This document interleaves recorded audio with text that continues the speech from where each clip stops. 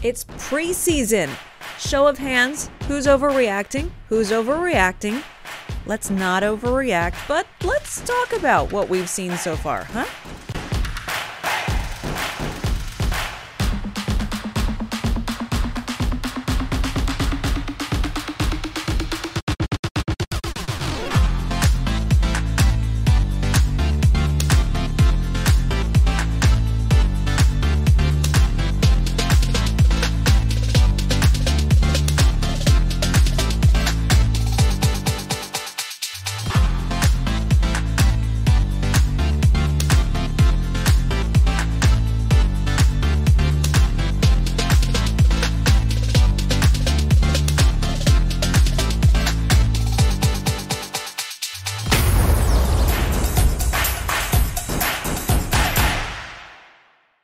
Hello, friends, and welcome to this week's episode of Habs Hockey Report right here on the All Habs Hockey Magazine YouTube channel. We, of course, are part of Rocket Sports Media. You can find us online at allhabs.net.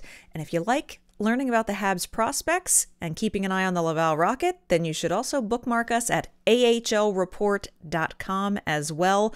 My name is Amy Johnson. I happen to be the lead correspondent over at ahlreport.com. I'm also your host of this show each and every Thursday.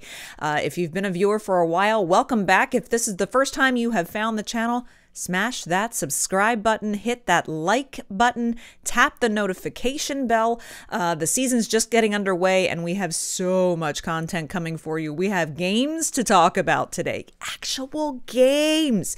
And yes, they're just preseason games, but there are some things that we can take from them. So we're going to talk about those. So let's not waste a minute and get to Habs happenings.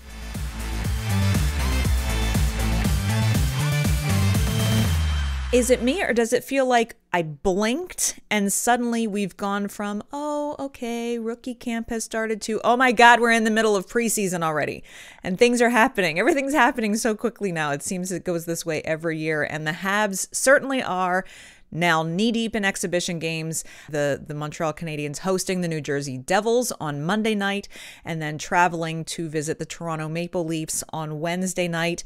And they lost both of them. What can I say? They lost both of them. Now, Monday night's game, let's talk about Monday night's game first of all. Monday night's game was actually a pretty entertaining game to watch. And despite them coming out with a loss at the end of it, I think it was a game that most fans could probably get excited about watching. The Young Guns definitely came with a lot of energy. And you know, there were some guys that really stood out. Yes, Uri Slafkovsky getting criticized early on. His skill level is all there. We know what the package is that Uri Slafkovsky comes with. It's just going to take a little bit of time because it's not only him maybe shaking off some nerves, maybe trying to do too much at times because he wants to make a big impact right away. But keep in mind, too, everyone else on the ice is not used to playing with one another because lines are nothing like what they're going to look like. This is kind of experimentation time and analysis time for the coaching staff and management staff. Plus, you've got most of the coaches behind the Canadiens bench who are very inexperienced, who are running training camp for the first time. And so they're on a learning curve on how best to deploy their staff and their players during training camp to evaluate things. And the players are trying to get used to those new systems or new teaching methods. There's just a lot of newness going on. So I'm not sweating it if Uri Slafkovsky isn't lighting the lamp every other minute in these exhibition games. What you want to be looking at for any player in these instances, whether they're a prospect or a veteran, you want to be looking at what they're doing well and what they're not doing well. Philip Meshar has looked very good in these first couple of games, particularly in Wednesday night's game, which we'll get to in a moment. But he has looked very good. Owen Beck has continued. He has just built off that momentum he started to really show in the rookie tournament in Buffalo, and he has been very impressive. Jordan Harris certainly making his own defense on why he feels he should stick around. He's played a very mature game on the back end. Caden Gooley, I would be shocked. I honestly would be shocked if Caden Gooley doesn't make the opening night roster for the Montreal Canadiens. Caden Gooley looks ready. Caden Gooley looks comfortable. Caden Gooley blends in. He doesn't look bothered. He does the right things at the right times, and his skill level as a defenseman is simply just, it's a really beautiful thing to watch. Caden Gooley is a solid defenseman. I think he makes the roster for opening night. And there's a lot of things up in the air for the back end on the Montreal Canadiens. We don't know how long Edmondson is going to be out. The latest medical report is that he's still progressing through his rehab. He's still out indefinitely, but they say that he's progressing well, but we don't know. No one knows how long he's going to be out. Nick Suzuki should be back probably next week. They say his progression was going nicely. So hopefully we'll see the captain make his preseason debut wearing the C, hopefully next week. I do have a feedback forum question for you this week, and my question for you is, I've said loud and clear I feel that Caden Gooley is a shoo-in to make the roster this season as one of the young prospects. Who do you feel, and if it's Gooley, that's fine too, but is there someone so far who is a young prospect who you feel has a very solid chance of making the Canadiens roster on opening night? Leave that answer down in the comments below, and we will read your responses next week on the show. But that first game against the Devils, it was, no, they didn't come up with the win. Cole Caulfield, of course, just absolutely electrifying the crowd and the bench with a textbook Cole Caulfield snipe on the power play from his office. I mean, doing what Cole Caulfield does best. And he could have had a second one late in the game, I think went off the post. But Cole Caulfield looking in true Cole Caulfield form. That was good to see. And really, you did see a lot of positive things happening for some of the younger players in that game.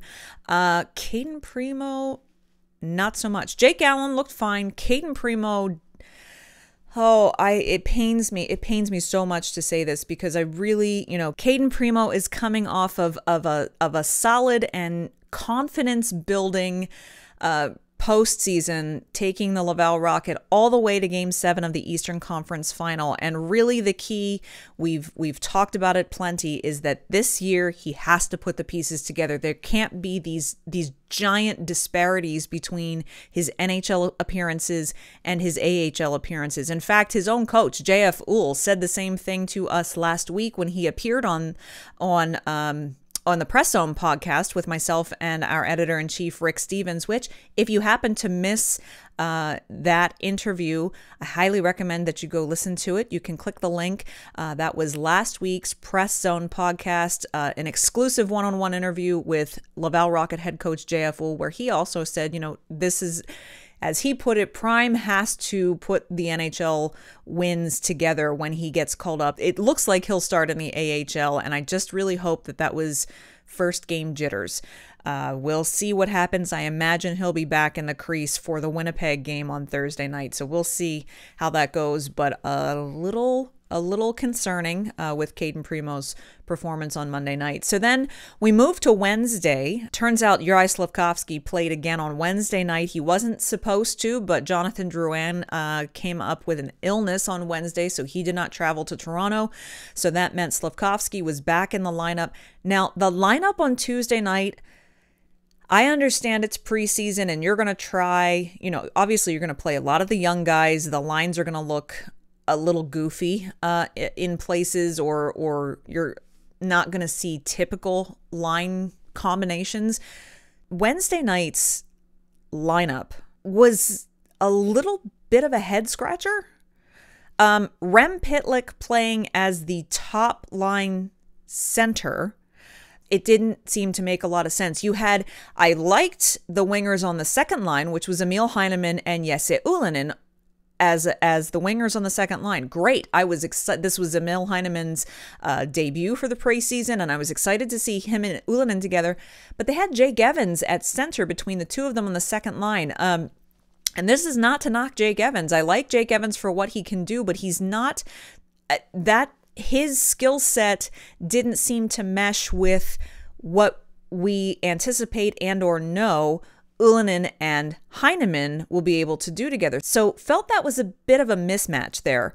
But okay, Marty St. Louis is obviously trying all sorts of different things, and guys at different positions and so forth. But it just didn't seem to make a whole lot of sense to me.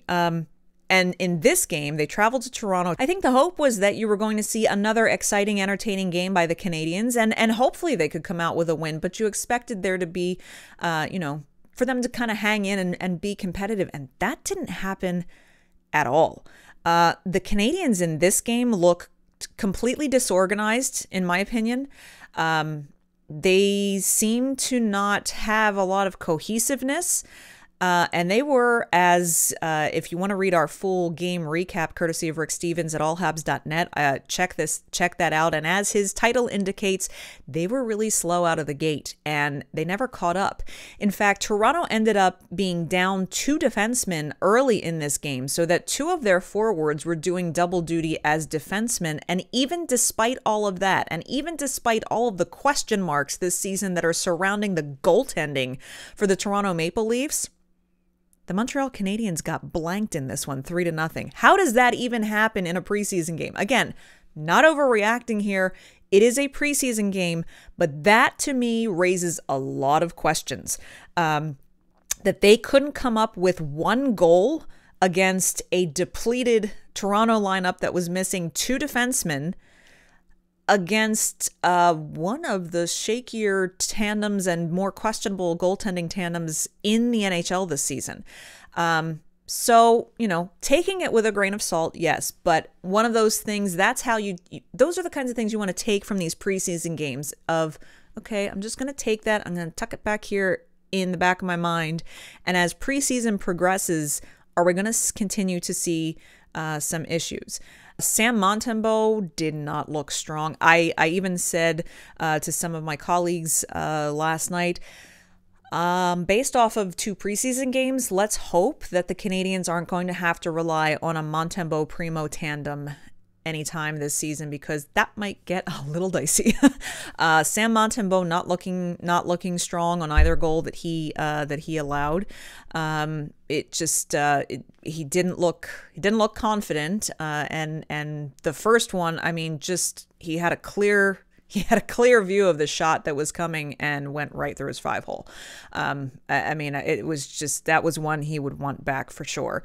So, who did play well? Philippe Méchard played well in this game again. It's again one of those situations where you're looking at individual efforts. Philippe Méchard has really shown what he's capable of. Yes, he's kind of in the shadow of Uri Slafkovsky, but he is another first-round pick.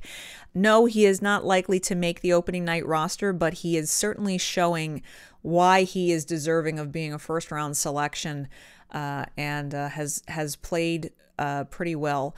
Otto Leskinen doing well on the back end. It was a Chris Weidman was the only veteran, really experienced defenseman that the Canadiens had on Wednesday night, and it showed. Corey Schooneman had a rough night.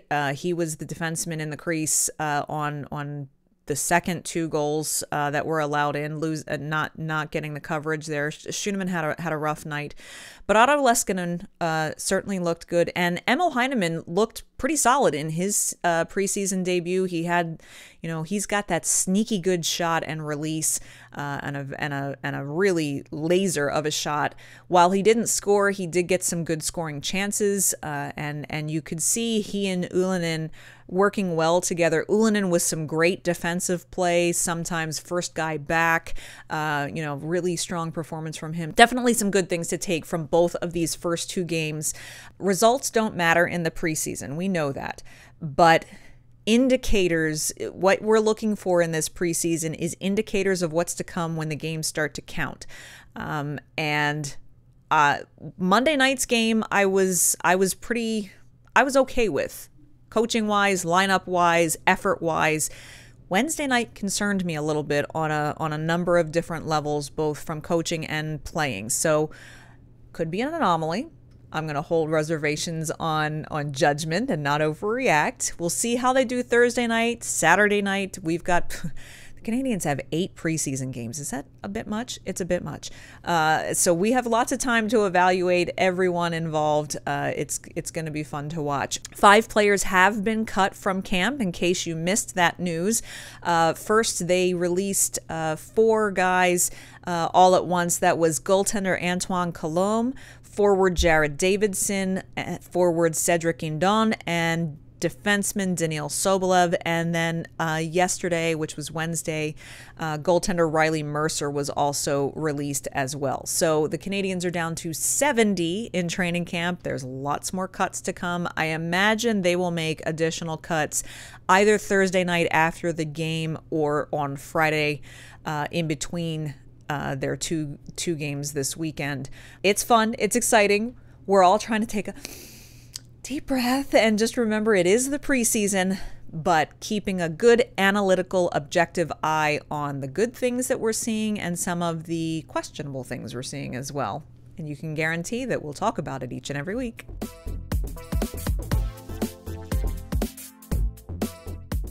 Well, this week at the Habs Fan Hub, we've got lots to cover from your responses to last week's feedback forum question.